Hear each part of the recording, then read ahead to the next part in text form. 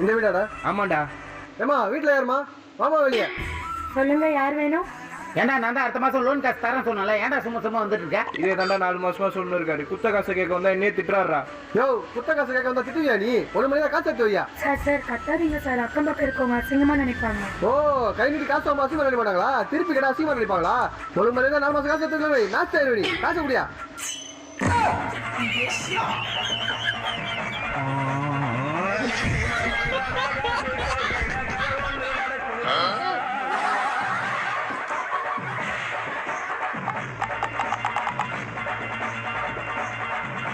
ஆத்தா என்ன ஆசீர்வாதம் பண்ணாத்தா.